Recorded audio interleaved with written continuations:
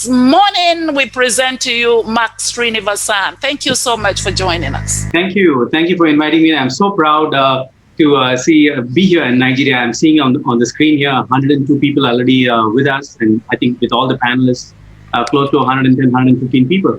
Wow! I didn't think that just 2 years ago I was here at a conference with CJ and Adebola and the leaders of Nigeria. We were sitting here, I think it was in Bangkok, where we first had a dream of how we would rebuild and grow Nigeria. And I'm so proud to hear when I was listening to CJ, I was so inspired. CJ, Mazi, awesome. Your speech and your goal for 2021, the fact that how you laid out the number of regions you want, the number of members, that's what leadership is all about. And I also want to recognize Adebola for all the growth. I mean, suddenly we launched and relaunched chapters over there. And so I'm here only as a servant leader. I'm here mainly to serve you and to see how I can help you connect with the world, all the members here. So I have about 15 or 20 minutes that I'm going to be sharing with you a couple of slides which I put together.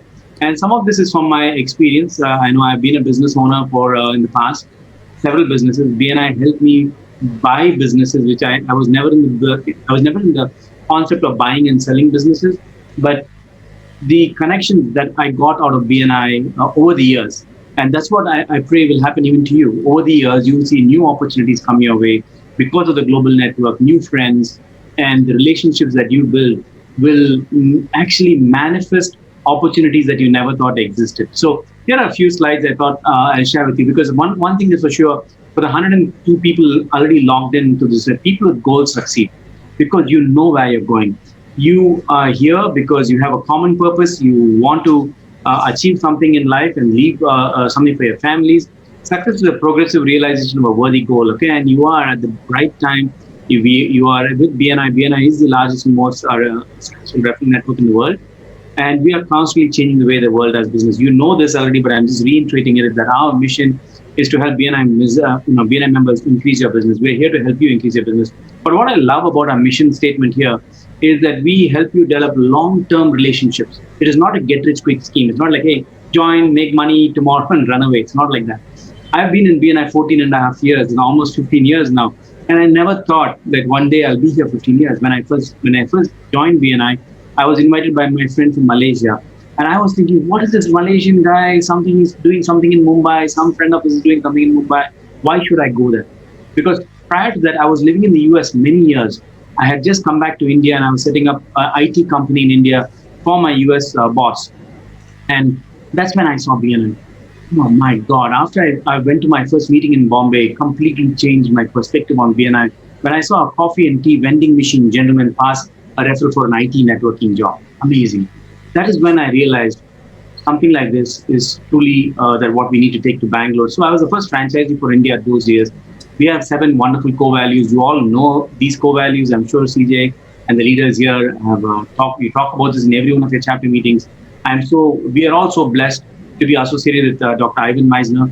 He's the one who started our company. He started out of a bedroom in his house and he grew it. And of course, we have Graham Weimiller, who currently runs our company along with a team of leaders called the Global Leadership Team. We have 10 offices that support you, and we're supporting more than 270,000 members. Amazing stuff. Members in Nigeria now are truly a global network. You are tapping into a global network with 70 countries. When I look at Emoji here, or folks from Nigeria, from Canada helping, from South Africa and helping, the power of BNI. We are here to help one another out and help each other grow our business. These are my national directors, 74 countries, national directors, amazing leaders. Each one of them is a giver, and we are happy to connect you to them and to grow your business. This is the current statistic of BNI, just to show you in terms of marketplace. MEA, Middle East Africa, is a growing marketplace. We have had 5,200 members in this marketplace, and it is a net positive marketplace this year. The two markets that shrunk a little bit for us this year was North America and Europe, but APAC added about 10,000 members this year. They're at 87,000 members, which is the largest marketplace right now for BNI, followed by Latin America. They're on fire too, along with MEA. So when I look at things, my proudest moment is not the 18 or 38,000 members that approximately we're going to have in India. Of course, we grew it from 9,000 to 38,000, but I'm equally proud to see what's happening here in Nigeria and share with you that we did 14.6 billion dollars worth of business from January to now. Now comes to my keynote. Do you believe in luck? This is when people look at me and they say, Mac, you're really lucky, and I said, yeah. I used to always think, I used to first feel apologetic in the initial days of my career. Then I realized, is that really true? No. And nowadays, when they say, Mac, you're lucky, I say, yes, I am lucky. Do you want to know how to be lucky? And then I invite them to BNI meeting. I say, I show you how to be lucky. Come to a meeting that I'm going to join with my associates. So let me tell you something. All of us go through a struggle. Whether you're going through a struggle in the beginning part of your career or beginning part of your business or later part of the business, we all go through a struggle. But understanding how luck works is very important. Okay, so let's understand what luck is. L stands for location, being at the right place at the right time. You guys are at the right place at the right time. 111 of you are here in this conference. You are networking. You are gaining knowledge from the various leaders here, and being at the right place at the right time is very important in terms of luck. That stands L. U stands for understanding your product or service. Become a master at your product or service, okay? Because you have to constantly keep sharpening the axe or sharpening the knife. So whatever your profession is, let us say you're a physical therapist or you're a banker or you're a doctor or you're a jeweler, constantly keep polishing, learning more, finding out what's happening in your domain, understanding what the game looks like. So this is a soccer field. So if you're a soccer player, you absolutely need to understand what the game is and what to do when you get the ball to play. BNI is all about connections. That's the C in the luck. Connections. No matter how good a player you are, you won't get the ball passed to you, okay, when there's nowhere around, right? If there's nobody on the pitch. So being a part of an organization like BNI is where you're connecting with so many people, and the ball in this particular case is a referral, okay? So you're getting the referrals only because you're building your network. No business owner in the world can be just sitting alone and not be able to grow their business. You need to have these connections. And here, knowledge. The K stands for knowledge. So this is very important. Most people don't understand this piece. Is that when you get the referral, do you know what to do with it? When you get the ball, do you know whether you need to shoot it in the goal or whether you need to kick the soccer ball to another player who can then take it to the goal? So these are things that you need to know. That luck stands for location, understanding your business, right? Connecting with other people, and finally knowledge. When you get it, you need to know what exactly you need to do with it. So that is my first segment. My second segment is in this pandemic, we are seeing every day when I meet various business owners across the world, there are some businesses that shut down. Unfortunately, they just decimated because of the nature of the business. Large industries like the airline industry, hotel industry, many of them are going through massive, massive challenges. Those are some businesses that survive. There are some businesses, I see many businesses through BNI that they're able to survive through this pandemic. And finally, there are a few businesses that come out stronger. Would you like to know what to do?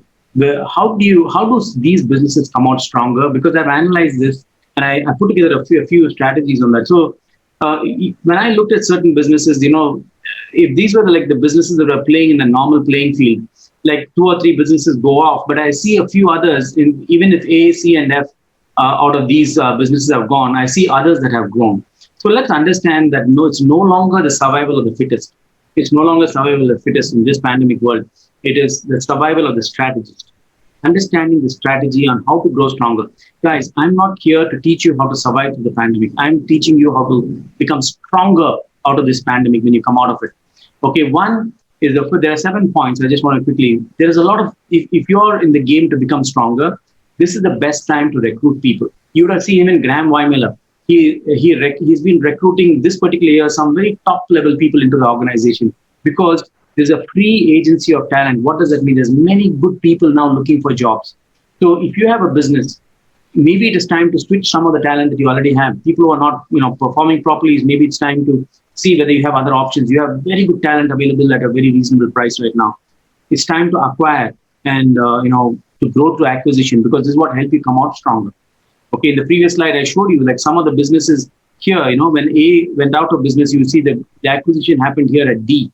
D bought over A, So there's, and you will see even like Graham acquired like a digital agency during this time frame. So just watch what our leaders are doing and just kind of duplicate it.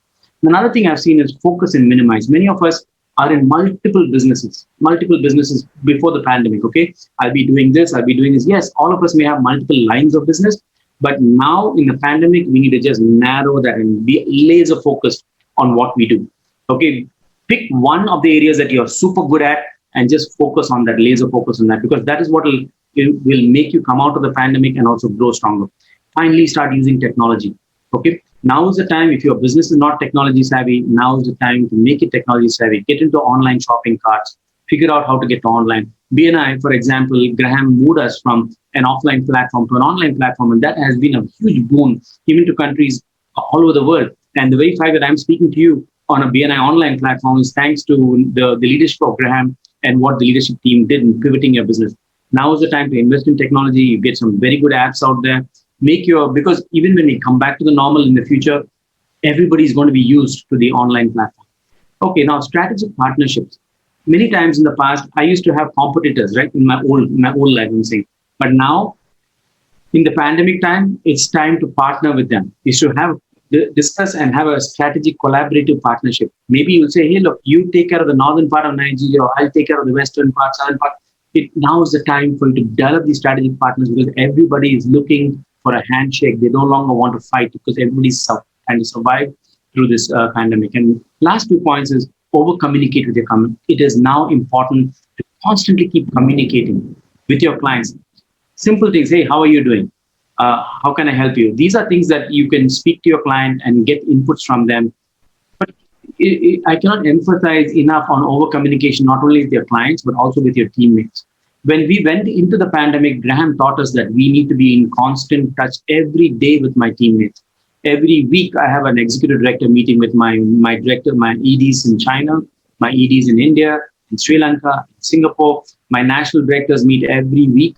So the constant communication prevents having any fear. It eliminates fear. It brings more faith in the system, and we are able to go together and survive through this pandemic. And BNI has done a phenomenal job of it.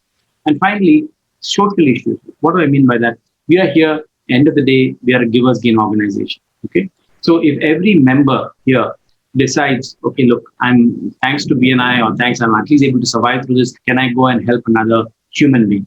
Okay, could be maybe you're giving one extra order to your vendor, or you're donating to a particular social cause. Maybe a certain percentage of your income goes back into giving. It's very important, because there's a fundamental philosophy or a universal law that the more you give, the more you're blessed with.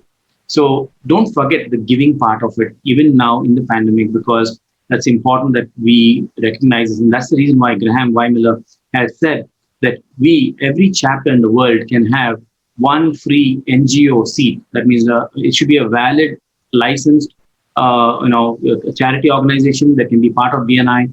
And it's a free seat if they join in before December. So things like that Graham has done as part of contributing back to the social cause. I know it's been about 10 or 15 minutes since I started. So I'll wrap up with this last slide here. I call this a wartime or crisis time leader versus peacetime leader. And some of you may benefit from this slide. One of my mentors, Patrick, he taught me this. He said, Mac, in a wartime or in a crisis, he said a bad day, a bad week, or a bad month leads to many casualties. So right now, if you're running a business, we are in like a wartime. You cannot have a bad day. That means you need to be on top of your game. People will follow you. See, but in a peacetime, what happens is a bad day, a bad week, a month doesn't really impact too much the business. It will not affect you that much. In a crisis time, people will follow you, your leadership, because of your heart, your charisma, your emotions. Okay. In a regular time, when things are great, which is good, people will follow that leader because of their knowledge and intelligence. In a wartime, this is what I talked about. You need to be communicating, whether it's a one-to-one, a small group. You will see leaders in the wartime, they will be communicating. They'll not be waiting for others to go in and communicate. They will be there personally to communicate and interact with us. So interact with your members, interact with your staff. In a peacetime, you never see that leader going. They'll have a committee, the communication happens through other people. Okay. In a wartime, you need to take a quick decision, There's no waiting for a decision. You're a leader. In the wartime, people are waiting for you to make a decision. There's no time gap, because it's now, I call the speed of internet is what's happening now, this particular 2021. In a regular peacetime, when your company is going well, it's a methodical decision. You will have committees and other things to take care of. Finally, in a wartime or in a crisis time, things you may have to try out new things, explore new things. You may have to break a few things in between, but that's how progress is made. Okay, that's exactly how progress is made. In the peacetime, the company will be seeking perfection. But here we are in a pandemic. We'll have to be agile. Our businesses have to be agile, and we'll have to try out a few things. So with that, I'm going to wrap up. I know I'm just about at my 20-minute time frame. My final slide is: your people will feel your fear. Your people will feel your fear. Your customers will feel your fear, but they will also sense your confidence. To go about it, understand that when you step out, there is no challenge. When God gives you a challenge, He knows that you can stand up to the challenge and you can overcome it. So go with faith. People will feel your confidence, and you will succeed in the years to come. 2021 is going to be an amazing year for Nigeria. 2020 itself, in my eyes, is an amazing year for Nigeria. The way you guys have grown, and you're going to be on the stages of the BNI world, and you're going to be sharing your success with others. With that, thank you so much for inviting me, CJ, Arebola, and I wish you guys all success. Thank you.